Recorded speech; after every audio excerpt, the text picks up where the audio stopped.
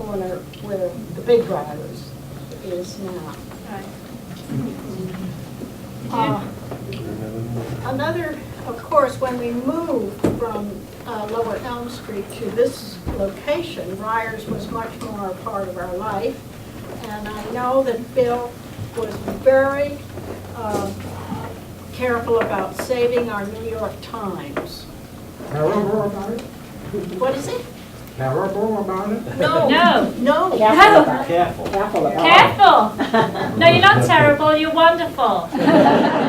You could go away for the weekend and your reserved times would still be there if you came in on Wednesday to pick it up.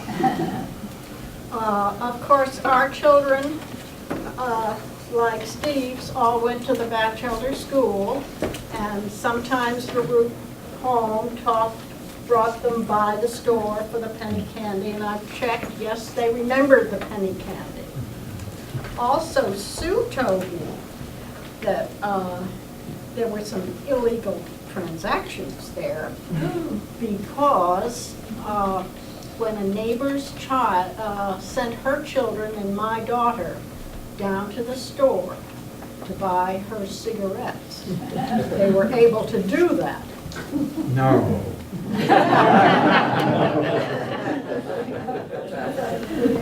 So those are the stories I remember about that. I think that's wonderful stories, and I just want to say, I do also remember the old building. It was very interesting because, like, the old building was made up of sort of like all these little buildings that obviously as they grew, and I think that's what happened when you did have a small house. You added on, just like any extension house. But Ryers was part of that. You know, you have the main, and then there was another building and another little side building, and that was just progression. And if you look at Ryers now, the new one, Mark went to great detail when doing the inside. If you look up at the roofs, he tried to, although it's only 5 years old, he has got 3 different ceilings. And the idea behind it is kind of like a progression that we sort of work here, this little bit, this was part, and then we sort of progress. So when you next come into Ryers, look up at the ceilings and see that, you know, again, Mark to try to duplicate everything that went on in an old store. So, you know, thank you, Mark, and then thank you, Happy, that's great. And the funny you should say about the cigarettes, like being English and, you know, sometimes being a little sort of slow on, you know, sort of some American ways. One kid came up to me, you know, and we're very sort of strict now about buying and selling cigarettes, you know. Back in the day, you know, I remember as a kid, some lady in town used to make me go buy her snuff. I must have been about 8 years old, and I bought snuff for this lady. I didn't even know what it was, but she offered me penny candy to get it. I went.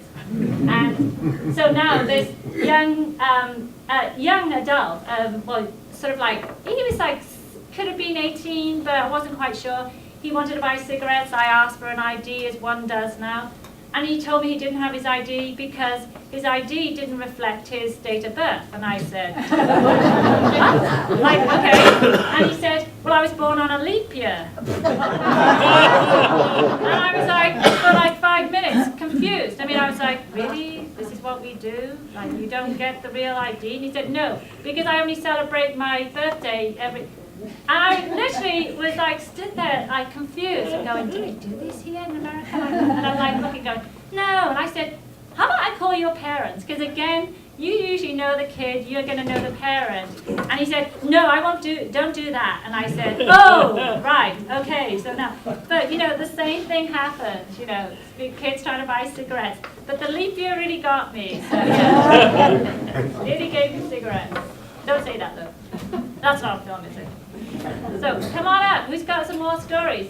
Tom, I'm sure you have been in town forever. So, come on, Tom. I'm sure you all know who this is.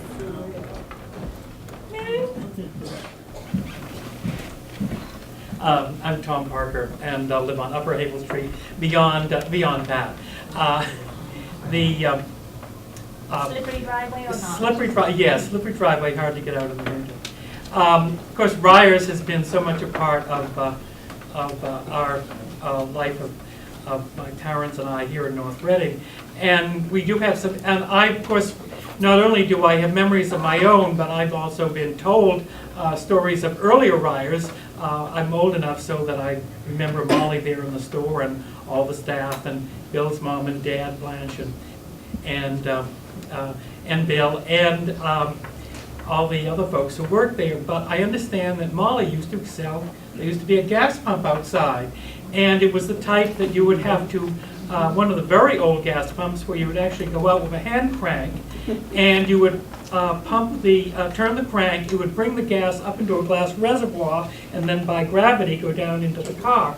And I understand that, of course, Molly, being very careful as she was with ice cream, wanted to make sure that no one was going to pump gas by themselves and run off. So she kept the crank to the pump under the counter. If you wanted to buy gas, she'd march out and pump up the gallon that you wanted, and it would go into your car. Of course, the other place that people bought candy was Sadie Whitcomb's in the old Damon Tavern building, but that's way before my time. But I think there are some people who remember Sadie Whitcomb's mini candy store. And probably when I was a little kid, Ryers was most famous for as a child, for penny candy. I was not a bubblegum chewer, but all my friends used to go there to get bubblegums and trade baseball and football cards. There were, of course, other things that, other kind of candies that everyone had their favorite, the twisted licorice sticks, those wonderful little wax figures and images that would be filled with like a syrupy liquid. There would be kind of elaborate Turkish taffy within those elaborate candy wrappers that would show practically like a Turkish city on the cover. There was that button candy that you would have in rolls and would be torn off, and you'd buy so much. It was almost like little tiny buttons on paper, and those would be sold by the section. I have also that you could get fresh local products. If I remember correctly, Ryers also sold eggs, which were locally produced, and were produced by, some of them were from Helen Eisenhower's uncle, Ingram Eisenhower, who had a chicken farm there on Havel Street, and they would be proudly selling local eggs and local products. So it's been it's a wonderful store, a wonderful heritage, and very, very many happy memories. The last memory I had was when my car broke down in front of Ryers, and my mother, who was about 98 at the time and was elderly, and so until it had broken down across the street, so I helped my mother inside, and they were Ryers really didn't have any chairs then, so they brought a chair from behind the counter, sat my mother there in great comfort until Nick O'Brien could appear with a tow truck and give us a ride home. But the kindness that Ryers has shown to the folks of North Reading and the happy relationships, it really is an absolutely wonderful tradition. Thank you. Thank you, Tom.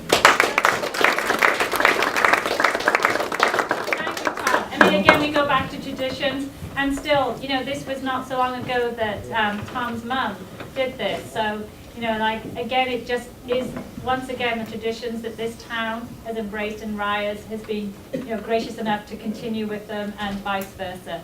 I mean, you have to remember Ryers also has gone through 2 wars. I mean, it's amazing to see this in a town that, in 100 years, a lot of things happen.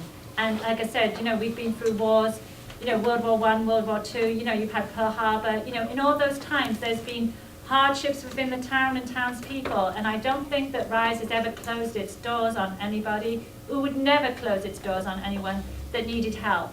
It has a tradition of always giving and giving back. It's a two-way thing, and it continues. It had continued. I know with Bill Ryer, just listening to the stories, and again, I wish I had written them down, but he was, when times were hard here, because it was a farming community, and there were times when people didn't have a lot of money, and they needed to either sell their goods or wait for that wage bill check to come in. Bill always was one of the people, and I'm sure Molly and vice versa, they always had a little sort of cheat sheet where they allow people to take their goods, the bread, the milk, the flour, the staples that you need to sustain a family. And to this day, you know, if someone comes in, and it's not just about penny candy, but if they forget their money, whatever, you know, it's still given out to everybody. You know, it still continues, even though the town has grown. So, you know, I think that's wonderful. So, come on up. Who's got some more? May I speak from my chair? Absolutely, you stay right where you are. That'd be Thank wonderful. you. Steve speaks of his charge account at Ryers. Well, I didn't have a charge account for myself, but there was a charge account for St. Teresa's Church because we bought from Bill to prepare for bingo, and Ernie Doucette would help, and the two of us would set up the bingo. He'd pick up the donuts, I'd pick up the candy, and then the athletic boosters. I had a concession selling hot dogs, candy at the baseball games and inside at the basketball games. So we'd be back and forth to Ryers, get his stuff, sell it at the school. And, you know, I never had the charge account, but when I'd go in the store, he'd say, "Hi, Glory, what do you need today?" And I might give him a list the week before, and he said, "Your order's right there, it's ready for you." And then his father would come in the store between his mail route, and he was tall Jamocha, but always very pleasant. "And how are you, young lady?" Of course, I was young. And so and every kid, mine, 5 of them, they all look forward to going to Ryers. It was a big deal. And their nose up against, like Steve said, up against the showcase, seeing what they were going to get. So, thank you, Bill.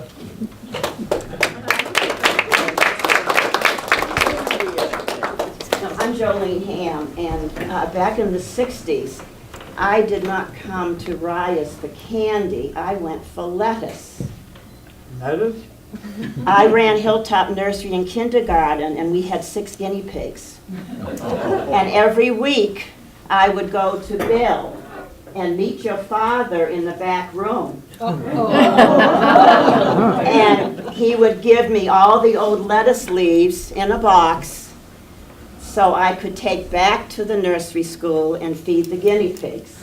This was in, and you knew, he would say, "Your father's in the back room waiting for you." And so I didn't get candy, but I had a wonderful relationship with Bill and his dad in the back room.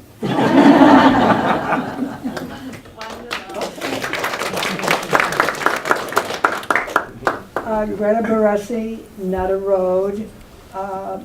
This took place in 1955. My husband Arthur applied for a position in the school system, and he came to North Reading for an interview with the superintendent. He came and he looked for the high school, and he looked for the high school. Finally, he went to Ryers, and probably it was Bill who was there at the time, but maybe not, and asked where the high school was. And they said, "Come here to the door." Brought him to the door, and they pointed to the field across the street and said, "There it is." And he was given a teaching position that he held for 29 years or so. I think that you were probably on the school committee that elected him to the teaching position. Yes, yes, yes. And that's my story.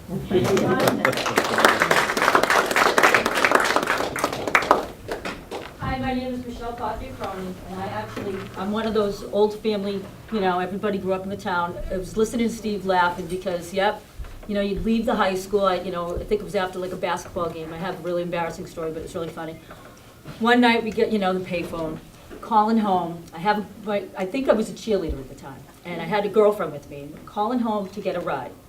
So I said, "Oh, my aunt's boyfriend's gonna come get us."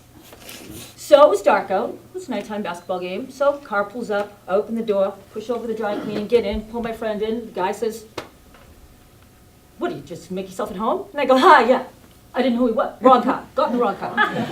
But, we would leave the high school after games, and as we used to call it, we would hold up the wall at Ryers, because everybody outside.